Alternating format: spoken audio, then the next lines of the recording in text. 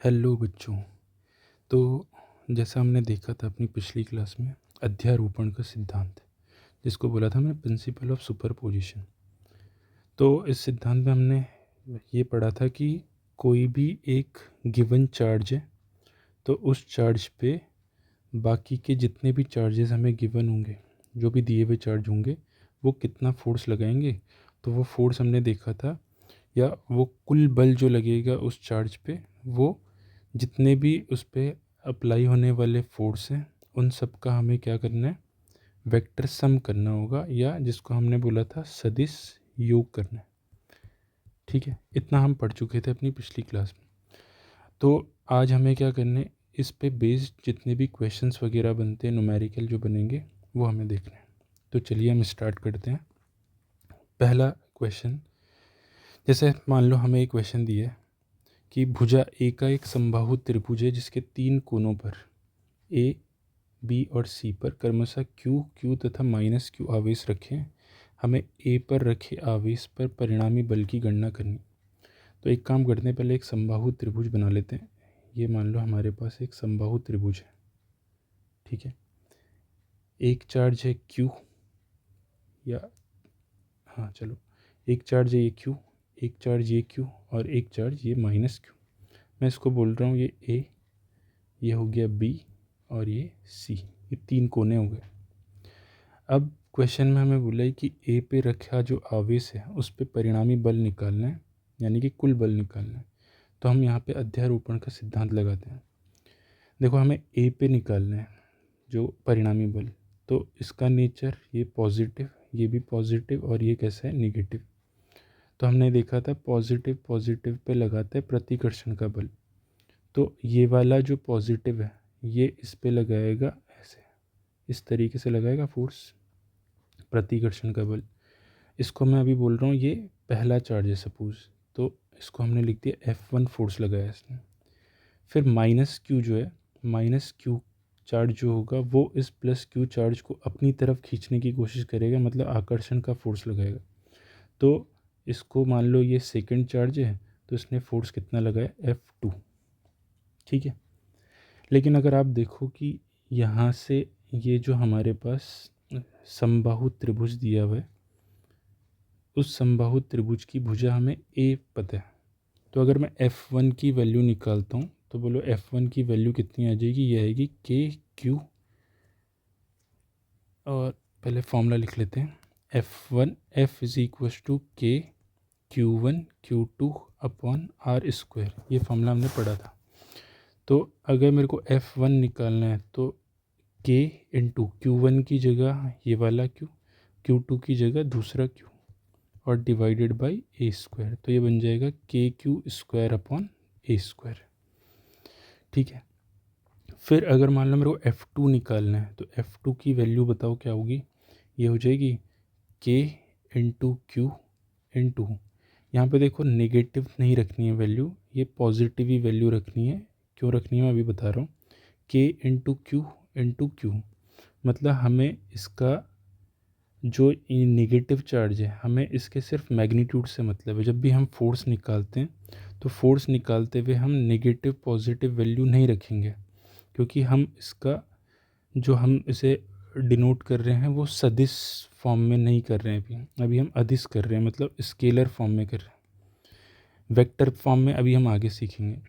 तो जब भी हम इसको अदिश रूप में निरूपित करेंगे तो उस टाइम पे हमारे पास जो भी फोर्स होगा, तो फोर्स को लिखते टाइम पे हम पॉजिटिव नेगेटिव नहीं लगाएंगे, हमें सिर्फ मैग्नीट्यूड से मतलब है। क्यू और क्यू देखना है अपने को।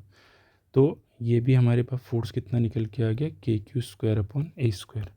तो अगर आप देखोगे F1 और F2 दोनों की वैल्यू मैं F ले लेता हूँ, क्योंकि दोनों से बनने वाला जो फोर्स आ रहा है वो सेम आ रहा है, के क्यू स्क्वायर अपॉन ए स्क्वायर। अब आपको ये देखना है कि F1 और F2 इन दोनों के बीच में देखो एंगल कितना है। पहले ये देखो समबाहु है तो ये 60 डिग्री, ये भी 60 डिग्री, ये भी 60 डिग्री। तो ये वाला जो कोण होगा ये बन जाएगा 120 डिग्री, 120 डिग्री।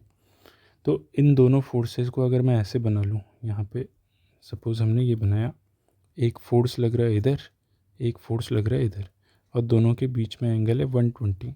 इसको भी F बोल देते हैं, इसको भी F बोल देते हैं। तो अगर दोनों फोर्स F है हमारे पास, तो इन दोनों का अगर हमें सदिश योग करना है, तो सदिश योग करने पे जो हमारे पास कुल बल आएगा जिसको हम बोलेंगे F नेट, क्या उसकी वैल्यू ये लिखोगे, F² plus F² plus 2F into F बन जाएगा 2F², और साथ में आ जाएगा cos 120 डिग्री। वही जो हमने फॉर्मूला पढ़ा है, दो सदिश राशियों का योग कैसे निकालते हैं, रिजल्टेंट ऐसे आता था, उसका formula √A² plus B² plus 2AB cos theta से।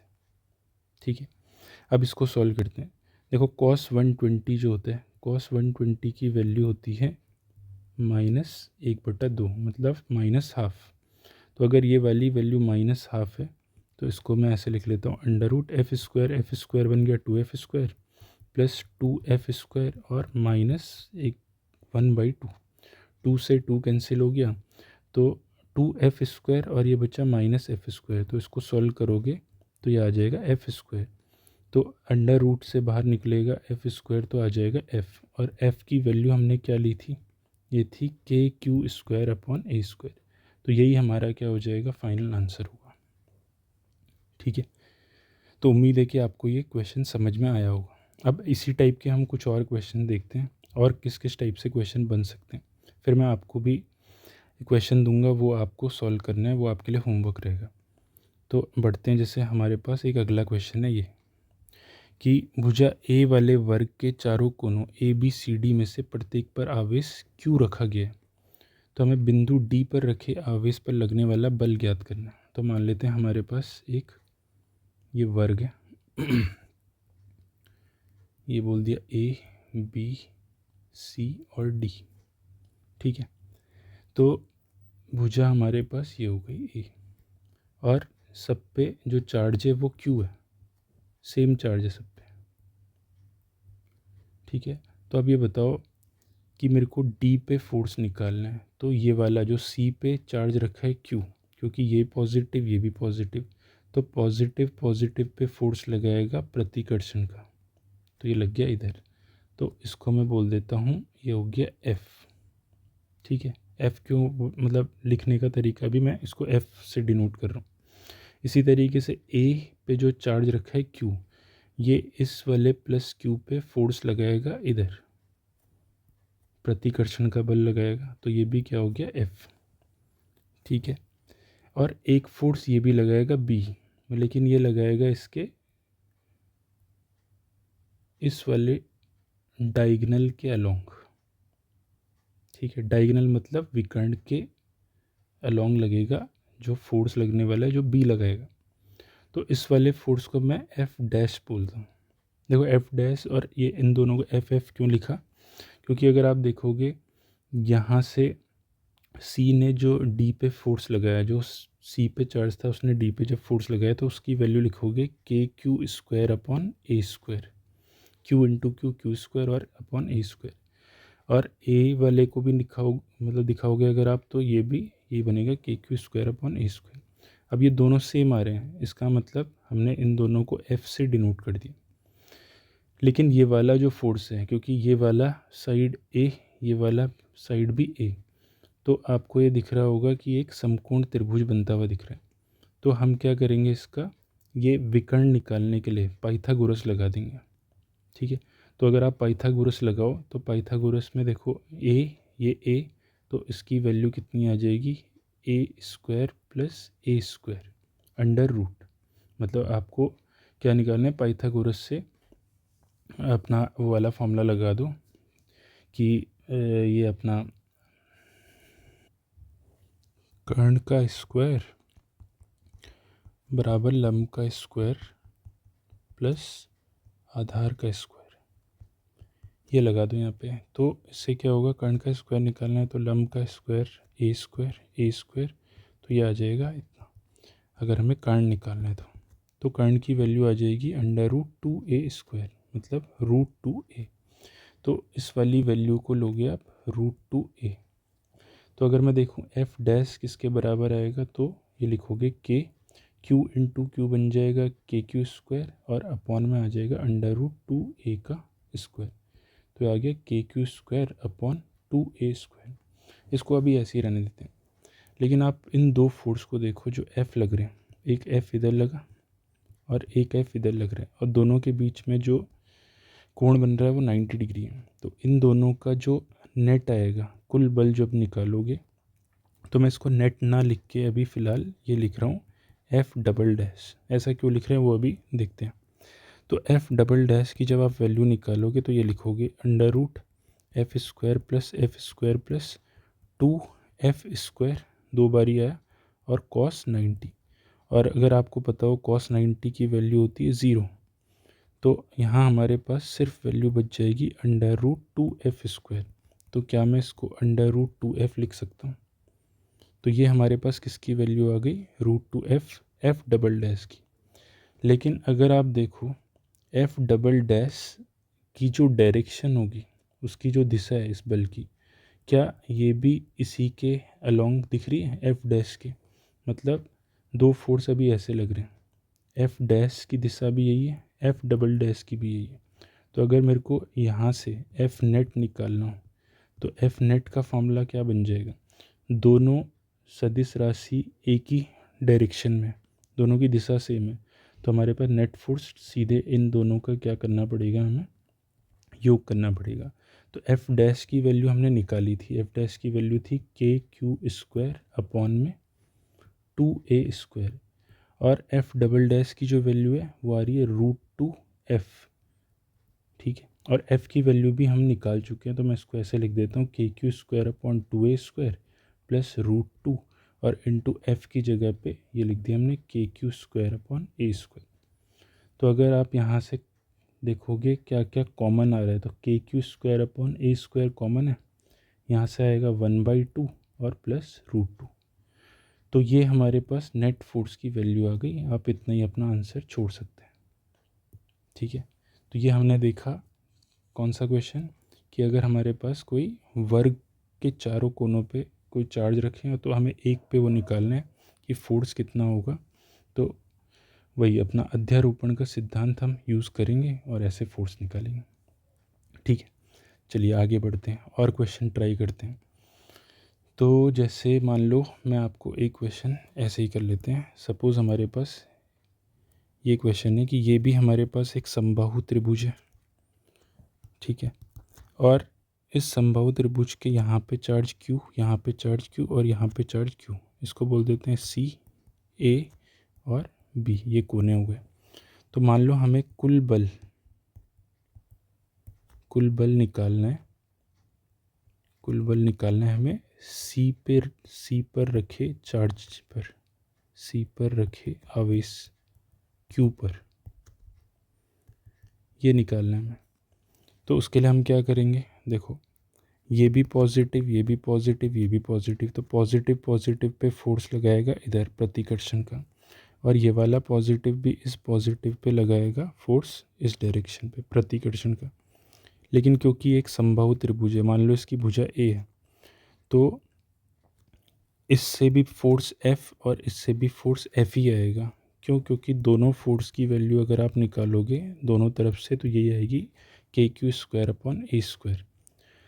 और क्योंकि समबाहु त्रिभुज है तो ये वाला एंगल 60, ये वाला भी 60, ये वाला भी 60, ये 60, तो ये वाला एंगल भी बन जाएगा 60। तो अब हमारे पास दो फोर्स लग रहे हैं, एक फोर्स ये, एक फोर्स ये, और दोनों के बीच का जो कोण है वो 60 है। तो इन दोनों के बीच जो F नेट आएगा उसकी वैल्यू क्या होगी, वो आ जाएगा under root F square plus 2F square और cos 60 डिग्री। तो F square plus F square और ये cos 60 वाला जो टर्म आ रहा है, तो cos 60 की वैल्यू होती है हाफ। तो cos 60 की वैल्यू अगर हाफ है तो यहाँ पे वैल्यू हाफ आके 2 से ये 2 कैंसिल हो गया, तो हमारे पास F स्क्वायर और F स्क्वायर बचता है, मतलब रूट 3 F स्क्वायर आ गया।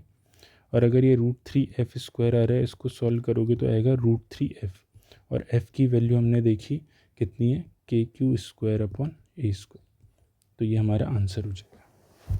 ठीक है, तो वही है, आपको तरीका पता होना चाहिए अध्यारोपण का सिद्धांत किस तरीके से लगाना है।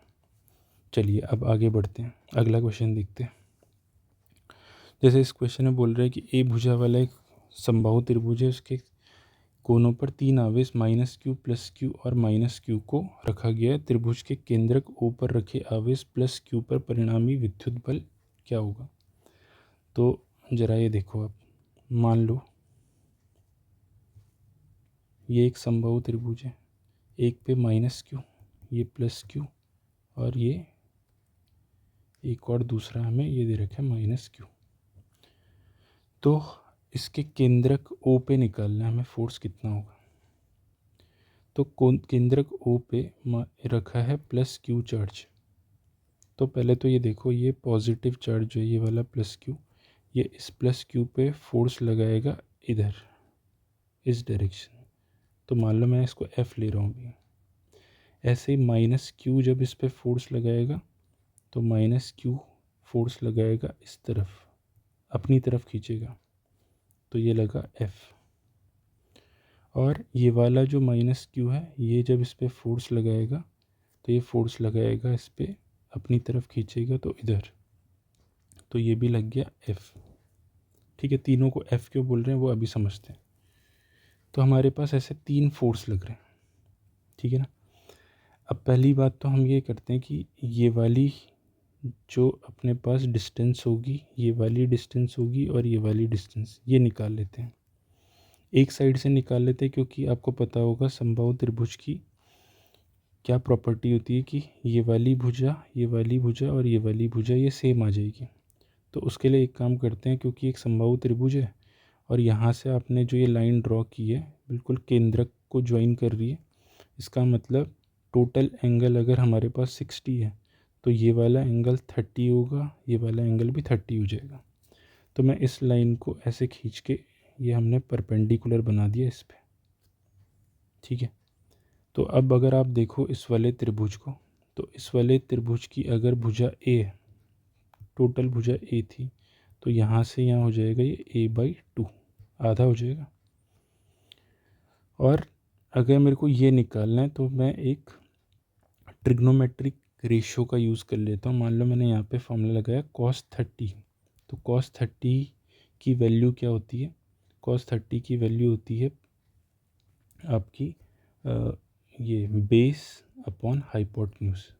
बेस मतलब आधार डिवाइडेड बाई कर्ण।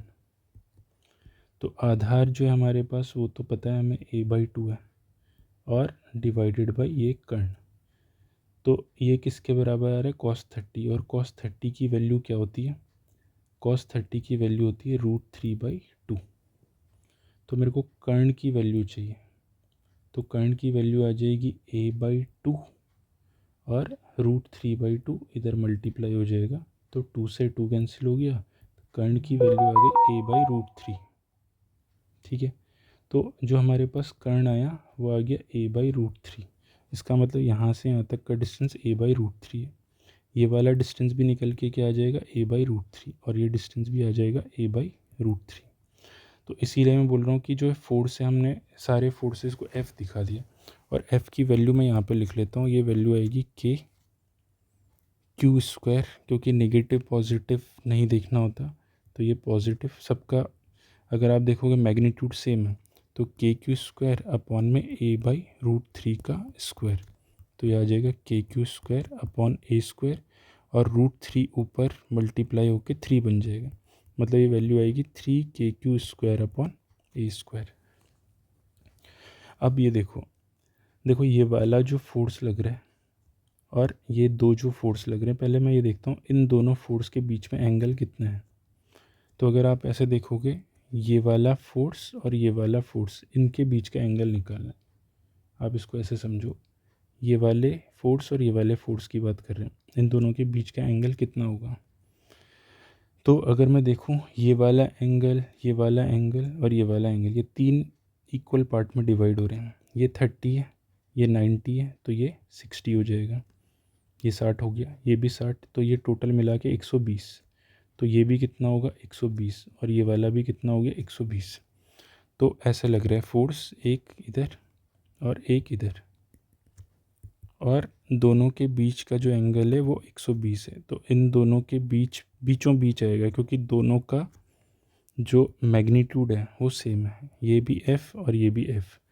तो परिणामी जो बल आएगा इनका वो बिल्कुल बीचों बीच आएगा 60 डिग्री के एंगल पे।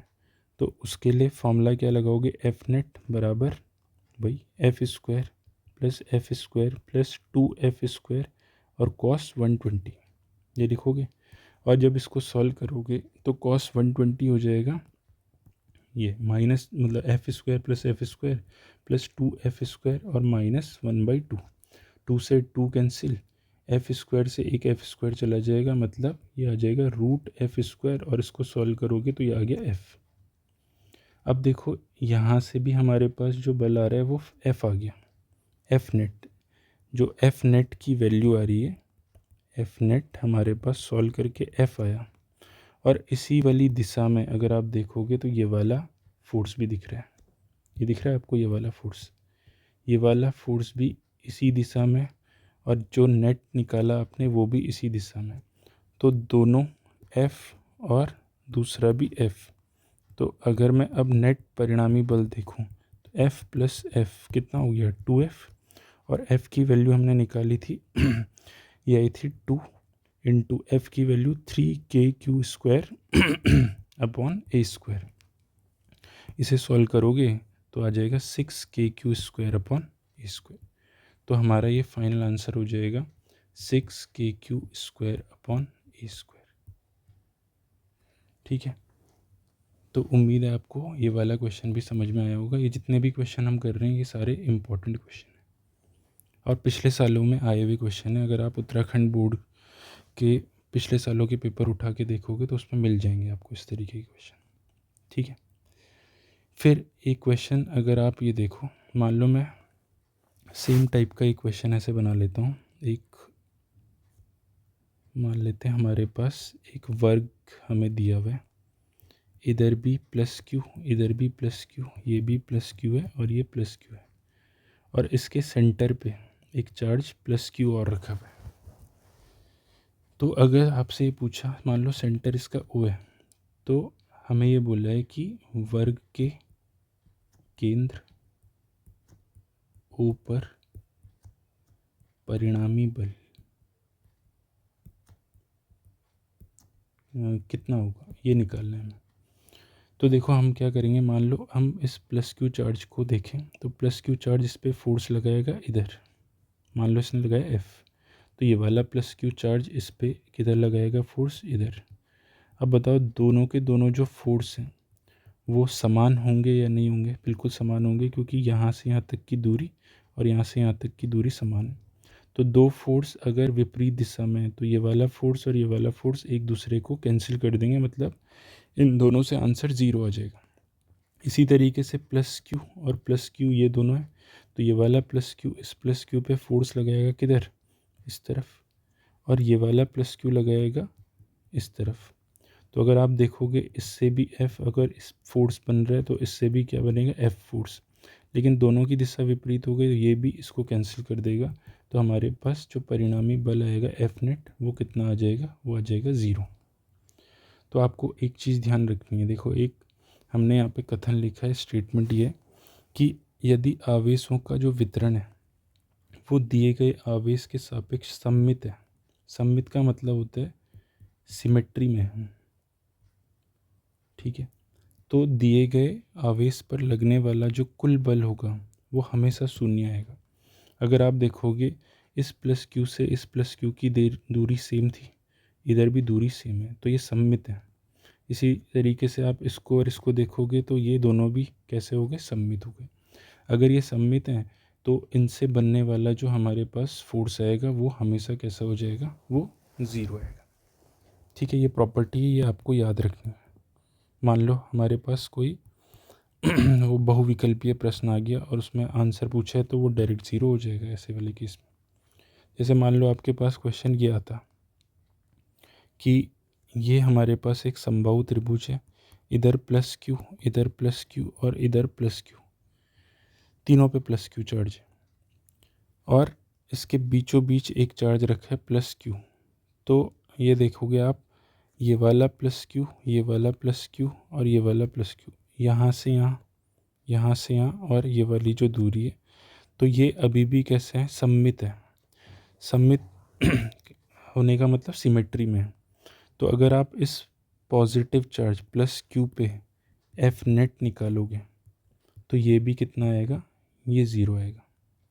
लेकिन ये ज़ीरो कैसे आएगा, ये आपके लिए क्या हो गया, ये आपके लिए होमवर्क है। ये आप बताओगे ज़ीरो कैसे आने वाला है, ये आप खुद सॉल्व करके एक बार देखना। इससे पहले जो हमने एक क्वेश्चन किया था, अगर आपको ध्यान आ रहा हो, ये वाला, इसमें क्या था कि इधर माइनस क्यू था, इधर माइनस क्यू था, इधर प्लस क्यू था और बीच में प्लस क्यू था। तो अगर आप देखोगे ये चार्ज सममित नहीं हुए, क्योंकि इधर नेगेटिव नेगेटिव है, इधर पॉजिटिव है। लेकिन यहाँ अगर मैं देखूँ, यहाँ पॉजिटिव, यहाँ पॉजिटिव, यहाँ पॉजिटिव और ये पॉजिटिव, तो सारे जो चार्जेस इस वाले चार्ज के सापेक्ष ये जो चार्ज है ये सममित है। तो इस वाले केस में आंसर एफ नेट ज़ीरो आना चाहिए। तो जैसा मेथड हमने यहाँ पे अप्लाई किया था, बस वैसे ही मेथड आप यहाँ पे अप्लाई करके देखना, तो आपका जो आंसर है वो ज़ीरो आना चाहिए। ठीक है, तो इस तरीके के हमारे पास इस वाले टॉपिक से रिलेटेड ये हमने क्वेश्चन देखे हैं। अभी इस वाले टॉपिक से एक दो क्वेश्चन जो इम्पोर्टेंट है वो और बचे हैं, वो हम अपनी अगली वाली क्लास में देखेंगे। ठीक है, तो तब तक के लिए आप ये जो मैंने आपको क्वेश्चन दिया है इसको आप सॉल्व करके देखना, तो आपका आंसर कितना आना चाहिए, ये ज़ीरो आना चाहिए। ठीक है, तो मिलते हैं हम अपनी अगली क्लास में। आज के लिए फिर इतना ही रखते हैं।